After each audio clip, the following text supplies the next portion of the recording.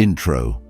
Have you ever found yourself endlessly swiping through dating apps, only to realize that hours have passed by and you've barely made any meaningful connections? If you've been there, you're not alone. In today's digital age, dating apps have revolutionized the way we meet people and form relationships. But how do these apps actually affect us on a deeper level? How are they rewiring our brains and changing the way we experience love and attraction? In this video, we'll dive into the psychology of swiping culture, explore the brain science behind it, and examine how it's impacting our mental health and emotional well-being. Here's where psychology comes into play. Every time we swipe, our brain releases a chemical called dopamine, often referred to as the feel-good neurotransmitter. Dopamine is the same chemical released when we get a reward, like eating our favorite food or winning a game. On dating apps, every like or match creates a mini reward system. It feels exciting and it keeps us coming back for more. But here's the catch. This constant cycle of swiping is designed to keep us hooked, just like any other addictive behavior. It's instant gratification at its finest. Dating apps have completely revolutionized the way we approach relationships. With just a few swipes, we're able to see a sea of faces, all offering a potential connection. Apps like Tinder, Bumble, and Hinge have made it easier to meet new people, but they've also created a fast-paced, highly superficial environment for dating. Unlike traditional ways of meeting people, where you got to know someone gradually, dating apps throw hundreds of options at us within seconds. Now, let's talk about something called the paradox of choice. This happens when we're faced with too many options, and it actually makes us less satisfied with our decisions. With dating apps, you're swiping through hundreds of profiles, and every time you choose one, your brain is overwhelmed with doubt. Is this the best choice? Research shows that more options don't lead to better decisions. They lead to decision fatigue and lower overall satisfaction. You're less likely to invest deeply in someone when there's always a new profile to look at. 1. The rise of swiping culture. The emergence of dating apps like Tinder, Bumble, and Hinge has completely transformed the dating landscape. A decade ago, most people met their partners through friends, work, or social events. Fast forward to today, and with a swipe of a finger, we have access to hundreds, even thousands of potential matches right in our pockets. These apps have made dating faster, easier, and more convenient, but they've also introduced a new dynamic, one that prioritizes speed and convenience over depth and genuine connection. In traditional dating scenarios, relationships often developed organically, with individuals taking the time to understand one another, share experiences, and create a meaningful bond. But dating apps, by design, streamline this process. You're presented with a profile, maybe a few photos, and a quick bio. A swipe to the right, and you've expressed interest. A swipe to the left, and they're gone. There's very little room for deeper conversation or connection, and this has profound effects on how we relate to others. 2. The psychology of swiping, dopamine, and instant gratification. So, why is swiping so addictive? The answer lies in our brain chemistry. Every time we swipe, whether we get a match or not, our brain releases dopamine, the neurotransmitter associated with pleasure and reward. Dopamine is what drives the feeling of excitement when we receive a text or notification, and it plays a huge role in why we keep coming back to dating apps. With each new match or like, our brains are wired to associate that feeling with a reward. This creates a cycle of anticipation and reward, similar to how we feel when we win a game or check our social media. But here's the catch. This cycle of instant gratification doesn't come without consequences. While dopamine provides us with short-term pleasure, it can also lead to addictive behaviors. The more we swipe, the more our brains crave that next match, that next hit of dopamine. This constant cycle keeps us hooked on the app, often without realizing it. The problem is, this quick fix of gratification doesn't lead to lasting fulfillment. Instead of meaningful connections, we're left with a series of superficial interactions, each one leaving us wanting more. 3. The paradox of choice and decision fatigue. While dating apps offer endless possibilities, they also introduce what psychologists call the paradox of choice.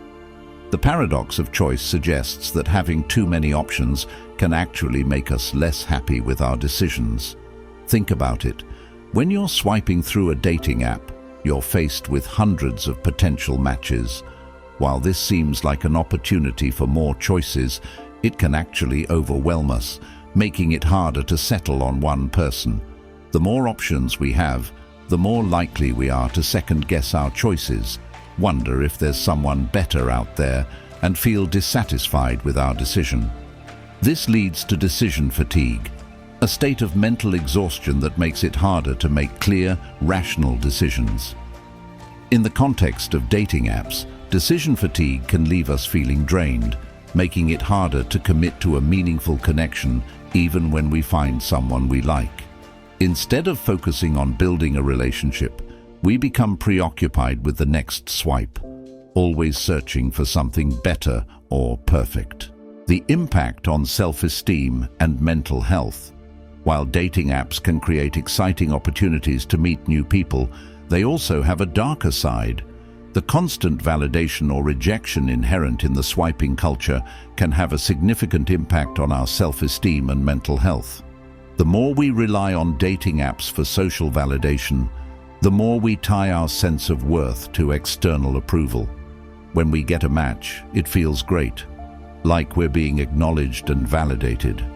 But what happens when the matches stop coming, or when we experience ghosting or rejection? The emotional toll can be significant. Studies have shown that people who use dating apps regularly are more likely to experience feelings of loneliness, anxiety, and even depression. The more time we spend on these platforms, the more we internalize the idea that our worth is dependent on the number of matches or the attention we receive from others. 5. This cycle can be particularly harmful to those who struggle with body image or self-esteem issues. Since dating apps often emphasize appearance over personality, it's easy to fall into the trap of comparing ourselves to others or feeling inadequate when we don't measure up to the ideal profile. Over time, this can erode our confidence and make us feel like we're not enough. 6. Swiping versus real-life connections. One of the most significant differences between online dating and traditional in-person interactions is the lack of depth in our initial connections. When we meet someone in person, we pick up on a variety of cues, body language, tone of voice, eye contact, that help us determine if there's chemistry. These cues are missing when we're swiping through profiles online. Instead, we make snap judgments based on a few photos and a short bio. This superficiality can create shallow connections, where we focus more on physical attraction than emotional compatibility.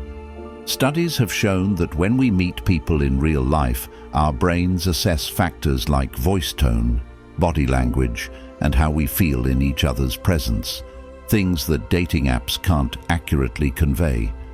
As a result, online dating often leads to less genuine connections and leaves us feeling unfulfilled. We might get excited about a match, but when we finally meet in person, we might realize there's no real spark. How to break the cycle: mindful use of dating apps. So, what can we do about it? While dating apps aren't inherently bad, it's important to use them mindfully to avoid falling into unhealthy patterns. The first step is to recognize that online dating is just one way to meet people. It's not the only way. When using dating apps, it's essential to take a step back and ask yourself what you're really looking for. Are you seeking validation, or are you genuinely interested in making a meaningful connection? One of the best ways to break the cycle of swiping and instant gratification is to set boundaries with your time. Try to limit how much time you spend on these apps each day. The more time you spend on them, the more likely you are to fall into the addictive cycle of endless swiping. Additionally, focus on quality over quantity. Rather than trying to match with as many people as possible, invest time in getting to know the people you're truly interested in. Ask meaningful questions, and don't be afraid to move beyond the surface-level interactions. True connection takes time, and it's important to be patient and allow relationships to develop organically. Conclusion. Dating apps have undeniably changed the way we connect with others, and while they offer many exciting opportunities, they also come with psychological challenges. From the addictive nature of swiping to the impact on our self-esteem, the effects of dating apps are far-reaching. By understanding the psychology behind swiping culture, we can use these apps more consciously and avoid falling into unhealthy patterns. Remember, meaningful connections take time and effort, whether online or in person. So, the next time you open your dating app, ask yourself, is this the kind of connection I want, or am I just swiping for the next quick hit of dopamine?